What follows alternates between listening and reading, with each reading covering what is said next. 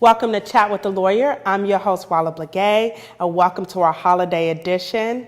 We are going to get great information today from Commissioner Debra Davis from Charles County, who also happens to have her own practice in Prince George's County on personal injury and juvenile justice. Welcome, Commissioner Davis. Thank you. All right, so tell us about your practice. How'd you get into it? I was a late bloomer. I practiced a long time as an insurance adjuster before I decided to go to law school. Wow. So I went to law school, and I've been practicing now for 21 years.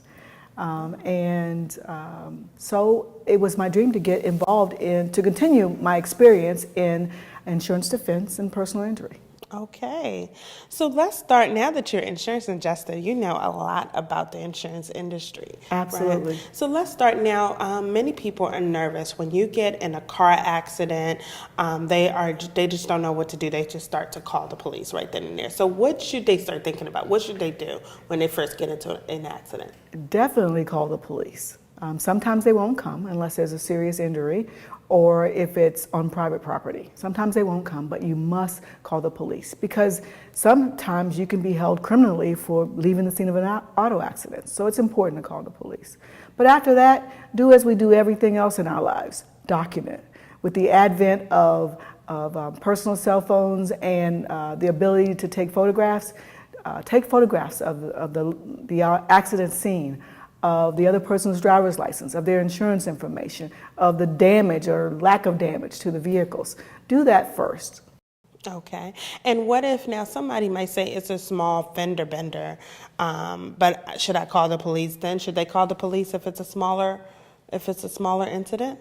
You know, use your own judgment, but I still say default to calling the police. Okay. At least there would be an attempt on a record of an attempt to make a report of the accident, so you won't have to worry about being charged with leaving the scene of an accident. And sometimes what you think is a minor fender bender could end up being a big lawsuit against you for some other damages. So go ahead, stop, take a picture, attempt to call the police, at least make a record of it. Interesting. And then after that, should they contact a lawyer if they feel that they've been injured? So what should happen next? Should you go to the doctor? Absolutely. If you feel as though that you're injured and that you're not at fault, you should contact a lawyer. And I believe that it's really important that you have a relationship with a lawyer, because most of us can handle a personal injury case, especially the average personal injury case. Most attorneys can handle that. But if you dial 1-800, one of those 1-800 numbers, you get a person who just handles personal injury cases. They always say, if I don't win anything for you, I don't charge you anything. Well, everybody does that. So have a relationship with an attorney. There are so many bar associations in the area who can forward you to someone who handles personal injury cases and other stuff. So when you need a will later, you can call this same attorney. When your child gets into trouble, you'll have a relationship with an attorney already. And I want to mention these bar associations because the J. Franklin Bourne Bar Association in Prince George's County, the new president is Mahassan El-Amin. Those bar associations were established specifically for reasons like this, so that people in our community know that there are lawyers who are willing to help them out, who are there and available. I remember when I was growing up, I didn't know a lawyer. I definitely didn't know a minority lawyer. So we are there. We are out here, and we're out here in numbers. And I live in Charles County now, and we have a minority bar association there also called the Salome A. Howard Bar Association, named after a really popular NAACP president. Yes, from a while back. And in Baltimore City, we have Monumental Bar Association. Right. So how does anyone get contact with these bar associations? Well, we all have Facebook pages, so we can contact the Facebook pages of either of those. Or contact me. I used to be the president of J. Franklin Bourne and the Prince George's County Bar Association. Oh, wow. Okay. So just make a phone call, get to know a lawyer, have one ahead of time, or know somebody who knows somebody who can give you a referral. And I really feel strongly about that because you need to have somebody's number that you can call. Not just when you have a personal injury case. So So in addition to calling a lawyer, they also have to call your insurance company, right? Absolutely. Sometimes people don't want to call their own insurance companies if they're not at fault. Right. You don't necessarily have to right away. If it's something simple, I would not insist that you do, but it's always better to know that the people that represent you know about your accident. So definitely if it's serious, definitely if the other person is hurt or if you're at fault, definitely. But if you're not at fault and it's a minor fender bender and the other person has insurance, you don't necessarily have to call. Interesting. Now, so then let's get into bigger accidents. Let's just say someone gets in an accident, they hit 4, 5, 6 people, and the insurance only covers what, 30,000 for personal injury, for bodily injury? No, 30,000 for. Yes. Okay, I and know 60,000. And then it is like you've hit 5 people and it could be a lot of money. What happens then? Absolutely. Great question. So I shouldn't be telling everybody, but I have high limits. So you can purchase high limits. You can purchase limits of 300,000 or 500,000 or $1 million. The minimum in Maryland is 20,000, 40,000, meaning. So it hasn't moved up yet? No, I don't think it's moved up yet. 20,000 per accident, 20,000 per accident, 40,000. For bodily injuries. Yes, and I've got that backwards. But anyway, there are limits. And let's say you don't have enough limits. What happens is the person who is injured is able to come after you in a lawsuit personally for your assets. Yeah. So some people who don't have assets don't necessarily care. But What yes, if you own a home? if you own a home with equity, Right. That's a key. that's a big difference. That's a big difference. Yes, if you own a home with equity, your equity could be at risk. And what happens is they file suit against you, and they ask in a deposition, how many boats do you own? How many extra homes do you own? And all of that. And if you own some, they could the person who has been injured, their attorney or their insurance company, could try to attach those things. Wow. And you've seen worst case scenarios, I'm sure. What happens? Most of the time, nothing happens. Most of the time, people who have a lot of assets to protect have what we call an umbrella policy, right? Well, they know you that. talk about an umbrella policy? Yes. Most insurance companies have a basic, I think the highest you can buy is maybe a 100, 300 policy. 100 per person, 300 per accident.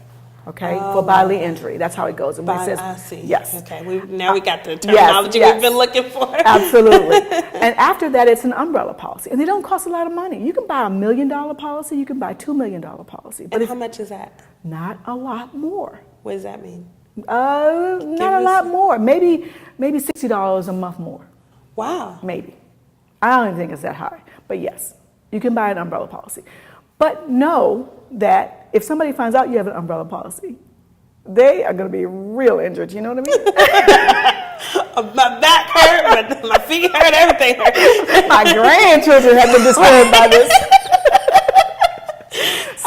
So that is part of a downfall. You don't get to that point until you're actually in the middle of a lawsuit and you're in depositions, and then they say, "Oh, you got a bigger policy." But no, I have a larger policy because I'm an elected official. Mm-hmm. Commissioner Davis rear-ended me. Oh, you know interesting.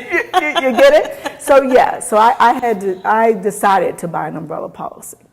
And I would say, so most people don't know. I've never heard of an umbrella policy, so I'm guessing most people don't have it. Most people don't. Most people don't. And most people don't need one. Okay. So it's only but so many, because they say accidents happen at least a few every hour. Absolutely. And it's one of those things. I have a lot of friends who they've been hit or they've hit a bunch of people and they just don't know where to begin. Of course, when you hit a bunch of people, you immediately get a lawyer, right? Absolutely. But if you hit a bunch of people, your insurance company will provide a lawyer. You don't have to go get a lawyer if you're at fault and you have insurance. Your insurance company will provide a lawyer. Okay, so if you're at fault, the insurance provides a lawyer. But if you're not at fault, you need to get your own lawyer. Yes. Okay. Yes, because you want to sue the other party. Okay. Who will be represented by an attorney. I see. Yes. Okay. Okay, and that's where you come in. That's where I come in. Okay, and when you, now to explain how you, when you go through your process, once the person comes in, they say, my back is hurting, my feet are hurting, my bones are hurting, I need help, and my car's totaled. I know. That a lot of people do it differently. My first and foremost, I want to make sure my client is going to get better, all right? Because no amount of money that anyone is going to offer you is going to replace your reputation at your job, and your injury. No amount of money, because your back is going to ache every time it rains from now on, and nobody's going to compensate you for that. No one's going to compensate you for that. So the first thing I say is, let's get your car fixed. Let's get you back to as much normalcy as we can get you back to. Mm-hmm. And then I'll handle the rest. Let's get your car fixed. Let's get you back, And then if you have a personal physician, fine. If you don't, I'll refer you to someone. But you need to get back to as much normalcy as you can. And how do you get money for the doctor bills and all that stuff? Do people have to come out their own pocket at the beginning? So the next thing I do is I explain to you all the coverages that are involved. And there are a lot of coverages involved, and some are on your own policy. If you decided you wanted to use your own car insurance, you can get your car fixed with your own insurance. You have to suffer the deductible, whatever that is. But you can get your own car fixed, you can get rental on your own policy, you can do all of that on your own policy. And it'll be reimbursed by the... And it'll be reimbursed by the at-fault party. Okay. At-fault party's insurance carrier. Okay. Right. And if they don't have insurance, you can use your uninsured motorist coverage. And that's why you purchase uninsured motorist coverage. Or if they don't have enough insurance, you can use your uninsured motorist coverage to cover the gap. Interesting. Yes. So that's important. Right. Well, this is great information, and we're going to have to come back to hear more, but stay safe on the road, and please stay with us. Thank you.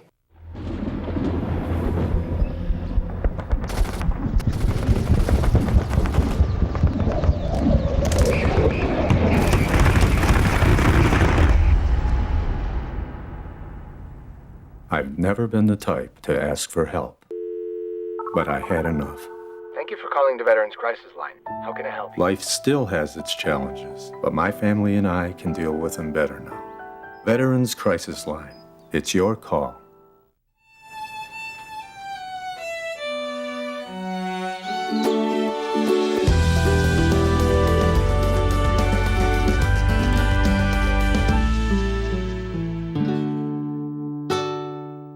Welcome back to Chat with the Lawyer, Holiday Edition, and I'm here talking with Commissioner Debra Davis about personal injury issues, and we just talked about something important on the break that we want to talk about, and that is about the uninsured policies. Now, so you were telling me a story about how you dealt with one case where there were 2 fatalities. So can you explain? Yes. I handle serious auto accidents, and at one time there was an accident where my clients were not at fault, but there were 2 fatalities in the car. And it was a really discouraging case because the person who hit them only had the minimal limits, the minimal liability limits, and that's what's required in the state. So in essence, those limits are $20,000 over 40, so $20,000 per person, $40,000 per accident. So each of those deceased parties' families were only allowed $20,000 in settlement for their loss, right? Mm-hmm. But there are protections in the state, and those protections for you are in your uninsured motorist, because it covers your uninsured motorists and your underinsured motorists. So if the deceased party's family or themselves had underinsured motorist coverage that was higher than 2040, then their policy would stand in the gap. Let's say they had a $100,000, $200,000 policy, then they could have gotten $100,000 per deceased person and $200,000 for the entire accident. Mm-hmm. So the difference would have been $60 and $140. That would have been the difference. And most people don't understand that. So if under my current coverage, I have 2040, and then the person that hit me has 2040, and let's just say I was in a car with my friend, and I was seriously injured, and my friend passed away. Now, if we both have the 2040 policy for uninsured on our policies, after we've done with theirs, if they have the 2040 for their policy and that's all they have, does it come and take our 2040 too? Nope, only if you have more.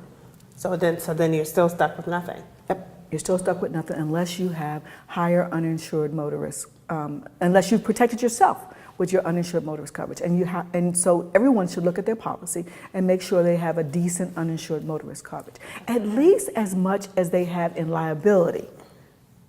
You understand that? At least as much as if you hit the other person. If not, you're hitting the other person more than you're insuring yourself if you get hit by an uninsured driver. So it's really important. So if somebody pays an average of $400 every 6 months for their policy, how much do you know how much uninsured coverage is in that? What's in Maryland, in the state of Maryland, if you choose to buy less uninsured motorist coverage than you have in liability coverage, you have to sign a waiver to say that you understand it, because it doesn't make sense. Right, but the waiver is signed online while you're signing up for the thing, because I have Geico, and you just kind of sign these things. They give you these things and you click yes. You gotta read it.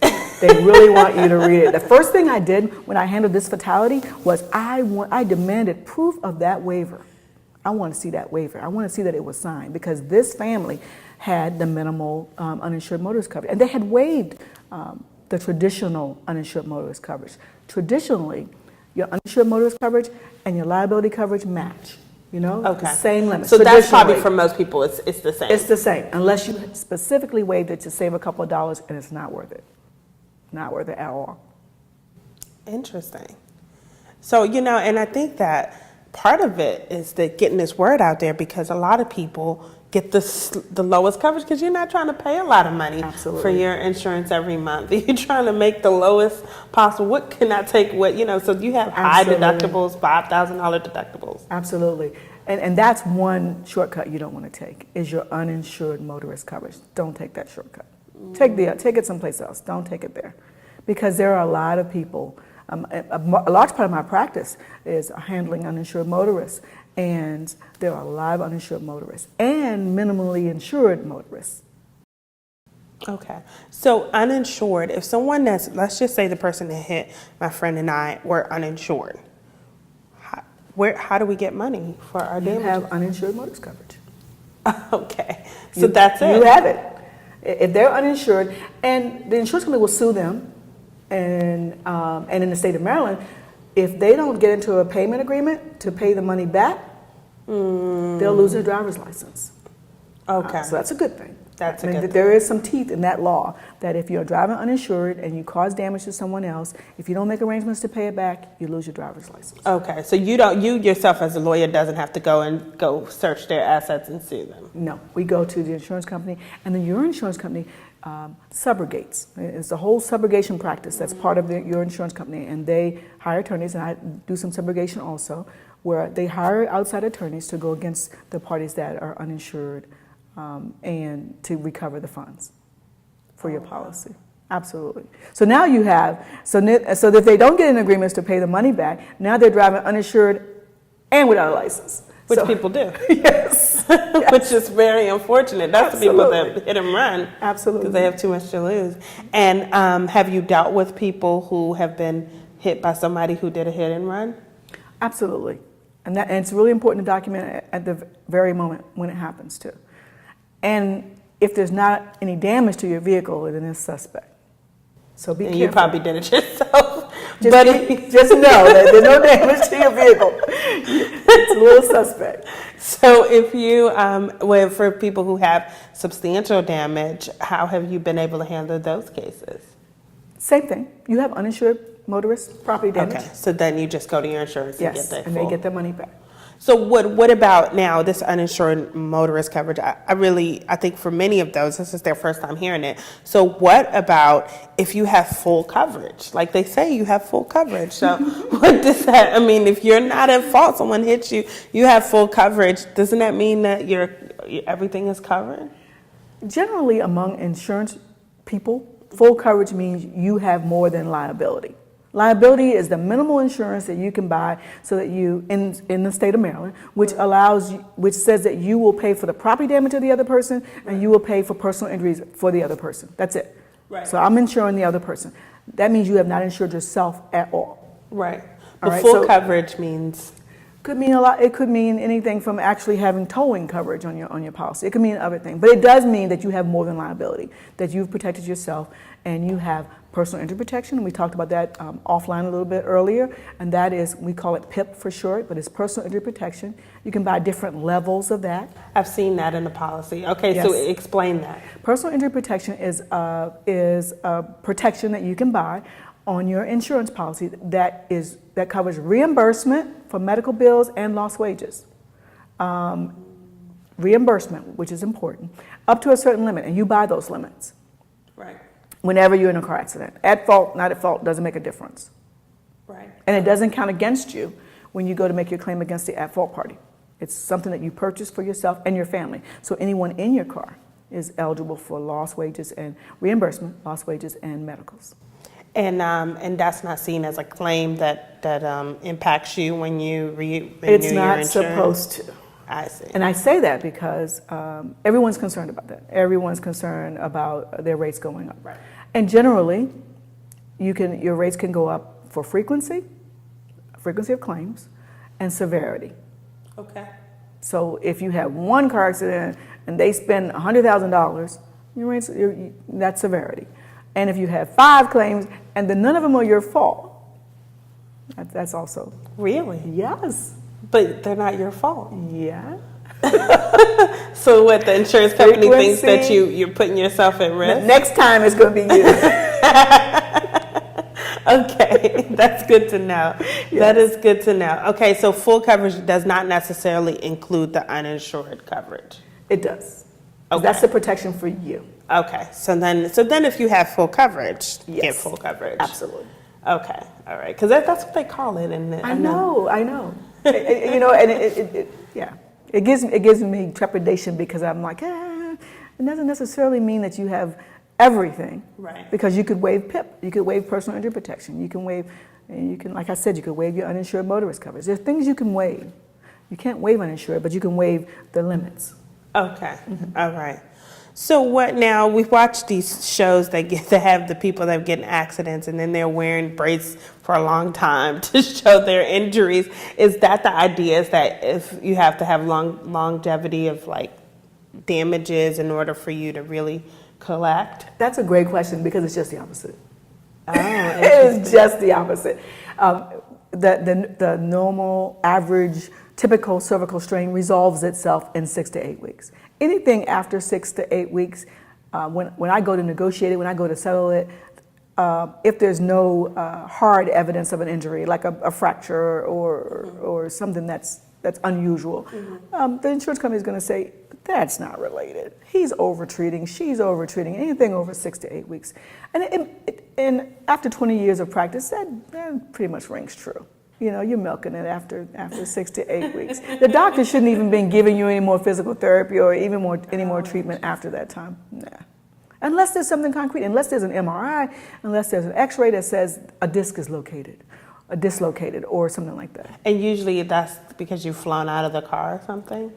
It could happen. You could be, we call it an eggshell plaintiff. You could be somebody who has had back problems in the past and had just had surgery and is more susceptible to that rear end accident, even if how tiny it might have been.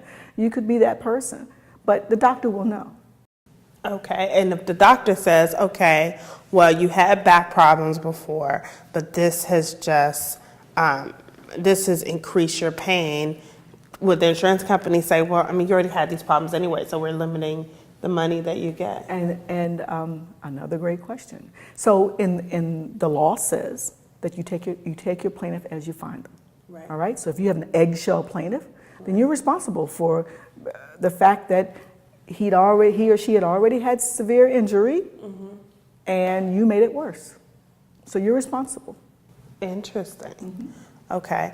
And if you're a responsible, because I know you don't deal with the responsible ones, but let's just say because you did have the back pains and all that, it could go past the 8 weeks, right? If you had some concrete, well, yes, if you had concrete injury, like a dislocated dislocated joint or this something like that. And that's just back pain. I mean, you could have a broken leg. That could be different, you know? We're just talking about typical back pain, back sprains. And in your practice, you're able to still represent that person and get them the full recovery, even past the 8 weeks? Absolutely. Okay. Absolutely. All right. Well, this has been very, very helpful information. Now, let us know, how should people contact you if they've gotten into an injury? Oh my gosh, that's a great opportunity. I have an office in Upper Marlboro. My number is 301-627-3400. Okay. And if they can call you or email you, do you have an email? Yes, dmdlaw@comcast.net. All right, all right. So please contact Commissioner Davis if you've been in injury, even if you've had a past injury, if you have questions about something that concerns any car accidents, she can definitely help you and has provided very good information, even insurance questions, really, when being able to increase your insurance to make sure that you're protected on the road. So in the time of holidays and travels, have safe travels. And please stay with Chat with the Lawyer. If you have more questions, you can go to www.chatwiththelawyer.tv. Thank you.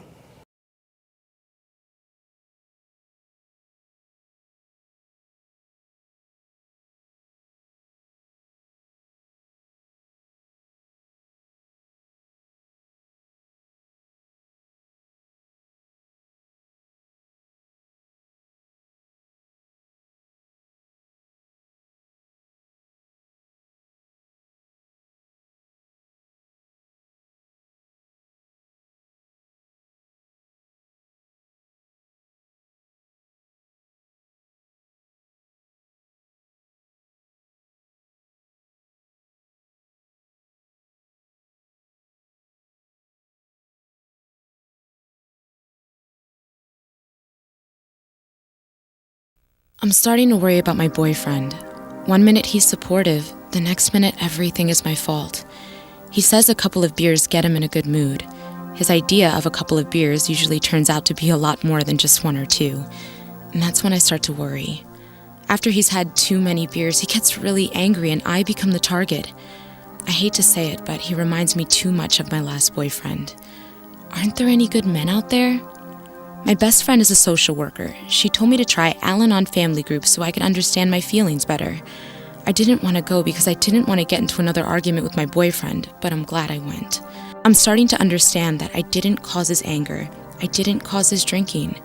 It's a great relief to hear a new perspective for my problems. Are you troubled by someone's drinking? You might be surprised at what you can learn in an Al-Anon family group meeting from people just like you. Call 1-888-4-AL-ANON or visit alanonfamilygroups.org. Never look a howler monkey in the eye. We built the entire library out of recycled bottles. Fried ants are delicious.